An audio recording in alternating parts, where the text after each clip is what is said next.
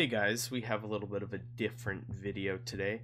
First of all, we're trying out a slightly different setup, so bear with me as there may be a couple hiccups. But also, we have two Burning Abyss deck profiles in one. We're going to look at two different variants, the first of which is going to be a more standard Orbital Hydra Lander build with the Aussie Mare combo, and the second one is going to be a going first build with the Summon Sorceress combo. So we have a fair bit to get through. I'm just going to show min and extra. Let's get into the first one.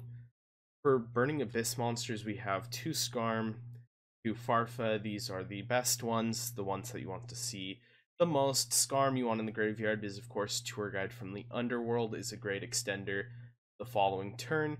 Farfa, of course, is the best Burning Abyss disrupting card that we have, so you want to be playing two of both of them, probably not three just because Orbital Hydra Lander, but still really good cards. The one-ofs, Seergraph, of course, the best ones. We'd be playing three if we could, but unfortunately they are both limited. Alec, Calcab, Libic, and Barbar. So Libic and Alec, you would probably be playing.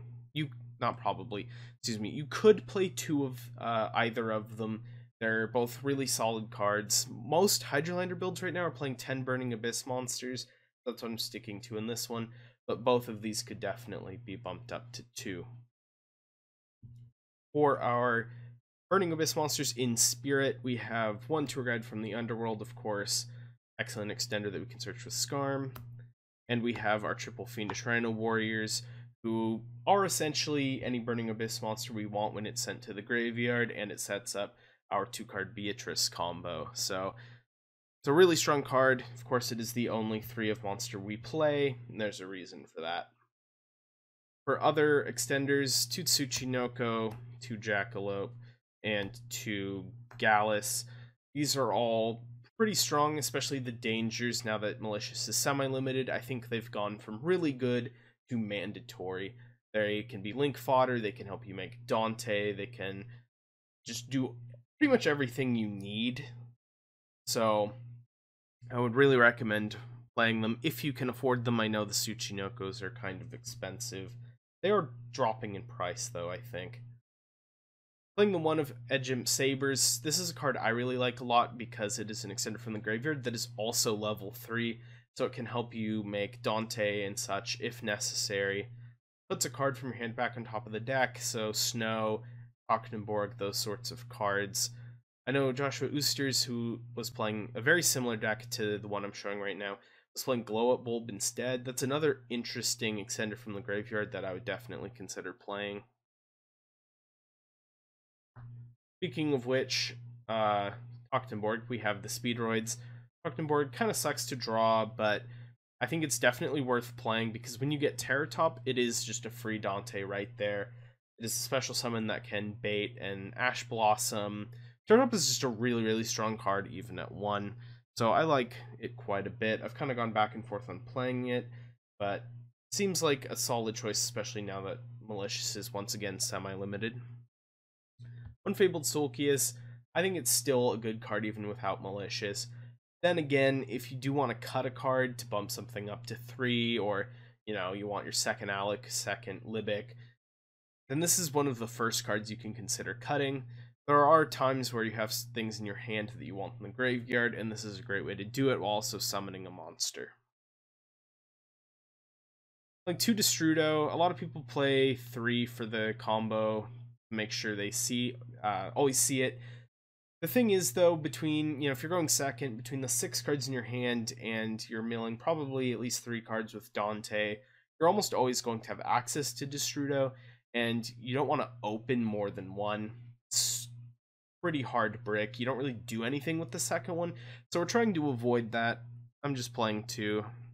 I find that you never really miss not having the 3rd in the deck.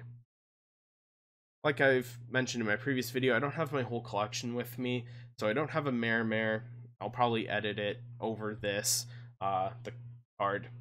Mare is the card that summons tokens. You summon it off of Yazi when it goes to the graveyard. The scapegoat on your turn. If you resolve Behold Destrudo, Yazi Mermere combo, you're most likely OTKing that turn. Fairy Tail Snow, of course, this has been staple in Sekka's Burning Abyss for a while now. It's just a solid disruptor. It can help set up Hydra Lander, who we're playing 2 of in this build. 3 is perfectly acceptable, and I'm not even convinced that 2 is the appropriate number. I really miss having 3 sometimes, because when you have 2, you see it a decent amount of the time, but Hydra Lander is definitely a card you want to see all of the time if possible. Can be a little bricky though, especially when we're running cards like Destrudo. Really love it though, really swings tempo of the game, and when you already have, you know, really good combo going second, and you just drop a Hydra Lander on top of whatever else you have, that can be extremely powerful. For hand traps, we're running 4. I'm running 2 Ash Blossom and 2 Effect Veiler. I think these are probably the best hand traps right now. I think you could also play Ghost Bell, Droll, Ghost Ogre, all kinds of things. Definitely should be running Ash Blossoms. The other 2 are up to you. Other going second things, playing Kaijus. We're blinding second, so these are almost always good. Very excellent against Sky Strikers because it turns off all of their spell cards. You can also tribute over all of the Thunder Dragon fusion monsters. So Titan, if you tribute over that, then oftentimes they don't really have disruption, and you can go for the OTK against Thunder Dragons. And finally, our 3 Sekka's Light. Arguably one of, if not the strongest spell card in the game if you build your deck around it. There are probably stronger spell cards. I mean, Spellbook of Judgment's pretty ridiculous, but you get my point. Sekka's Light is Pot of Greed plus more. Pretty ridiculous. Going into the extra deck, of course, Beatrice, best card in the archetype, and one of the main reasons we play this deck. 2 Dante, bread and butter of Burning Abyss since its initial release. Gets your things into the graveyard, sets up your Beatrice, does everything you want. Usually don't need the 3rd in this build. You could cut something for the 3rd if you want to, but extra deck space is pretty tight. Link 4s, Boral Sword, Borload, Topologic Bomber Dragon. They all serve different purposes. Boral Sword for damage, Borload, Out's difficult to get rid of things. Topologic Bomber Dragon is for when you have Link 3s like Nightmare Unicorn or Topologic Trisbania, and you need a Link 4 to go up into. You can't go into either of these, so this is an excellent alternative to go into instead. Topologic Trisbania, excellent against trap decks and sometimes against Sky Strikers. If you Kaiju them, you can then make the Trisbania banish all their spells. That's pretty cool. One of my favorite cards in the extra deck now, for sure. Nightmares, Unicorn, Cerberus, Phoenix, Mermaid. This is your Nightmare toolbox.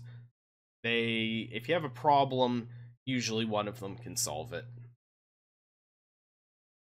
For turning our tokens into effect monsters for Borload and Boral Sword, Reproduce Link Kribo. This should probably be Space Insulator, but like with the Mermere, I don't have my whole collection, so somehow I don't have any Space Insulators on me.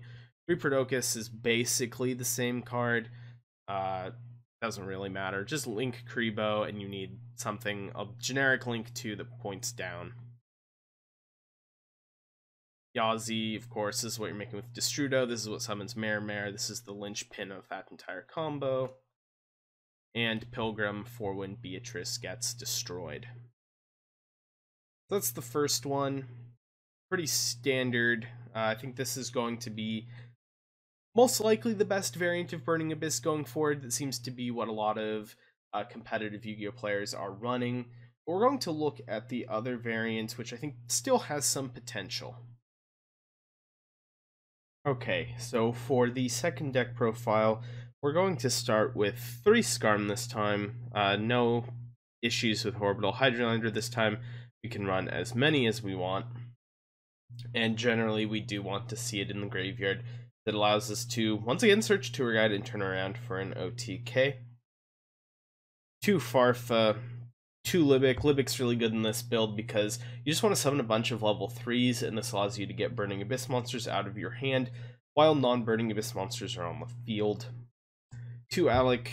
This is kind of important in my mind, possibly, to have more than 1 Alec, because there are situations where you want to summon this from your deck with Summon Sorceress against the Sky Striker matchup. So I really like trying to have at least one in my deck when I'm doing the opening turn combo. Again, Seer, Graph, Cowcab, Barbar. Tour Guide, triple Fiendish Rhino Warrior. Of course, Fiendish Rhino Warrior, important for the Summon Sorceress combo. I'm playing 2 Tsuchinoko, 3 Jackalope, 3 Gallus. So the combo, the Summon Sorceress combo also requires a non-Burning Abyss extender. So we're playing 8. You could go up to 9 with the 3rd Tsuchinoko. If you're going to play 8, I would actually recommend dropping a Gallus for a 3rd Tsuchinoko, but I only have 2 currently, so that's just what I have for the deck profile. But generally, 8 to 9 is pretty much mandatory just because you need the cards to extend into the combo. Of course, a big incentive for playing this variant is that we get to use Defrag Dragon, which can be special summoned from your hand by discarding a card, and if you have 3 copies of a card in your graveyard, you can banish all 3 and summon this from the graveyard. So with the Burning Mist monsters, I'm playing like 3 2-ofs. If you want to kind of smush those around and get more 3-ofs out of your Burning Abyss monsters, totally go ahead and try to do that. It's really beneficial with Defrag Dragon. It's an amazing extender and can really help you push the combo a little further, help you go for OTKs. Of course, Edge Sabers is even better in this variant because it's level 3, helps you make Dante, can be used to extend into the Summon Sorceress combo, all kinds of things. Same thing with Terror Top, it's just really good, being able to make a bunch of Dantes. Fabled Solkius, extender, helps you link up into things. Fairy Tale Snow, again, extender. We're playing 3 Ash Blossom, no issues with Hydra Lander, so we can play 3 of those. 2 Effect Failure. I do kind of like playing 6 hand traps, but with the deck as it is now, only 5 fit. Kaijus aren't really good in this variant because you're going first, but hand traps are still good going first because if you have them left in your hand when you end your turn, you can still use them when your opponent goes second. Kaijus aren't very good when you're going first because you don't get to use them on your opponent's turn. So I still think hand traps are worth playing in this variant. 5 to 6 is about the right number. And of course, Sekka's Light. For extra deck, Beatrice. Still playing 2 Dante. A 3rd one, I would probably... it's tricky. So, once again, extra deck space is kind of tight, but the 3rd Dante does sometimes come up. I would consider playing 3, but I don't think it's mandatory. One of the things that prevents us from playing 3 Dante is our Bamboozle and Gossip Shadow, which I really like playing because we can extend our Summon Sorceress combo further by making this card, so we get an additional monster negate on top of everything else we do. I think it's a really great way to make that combo more powerful, and I just really enjoy playing this card. Same Link 4's Bomber Dragon's even better because it gives us something to turn Summon Sorceress into. Of course, here is Summon Sorceress herself. Makes a really strong first turn combo.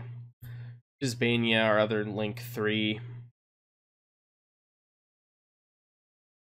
Same Nightmare package.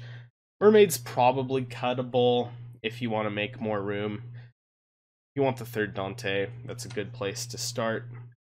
Reprodocus, of course. We don't really have room for Underclock Taker in this current build, but this sort of fulfills the role of Underclock Taker whilst also allowing us to do the Summon Sorceress combo. And of course, finally, our Pilgrim. So I just kind of quickly went through 2 deck profiles, main and extra. I hope you enjoyed, and if you have any questions about either deck, I know I didn't stop to dwell on most of the cards too long. If you just have questions about them, just there's tons of stuff I didn't really talk about in this video, so don't be afraid, comment, I really enjoy reading your questions and answering them, so you know, I'm always ready to answer questions about Burning Abyss. I just really enjoy the deck. I enjoy talking about it. And I hope to see you guys all in another video.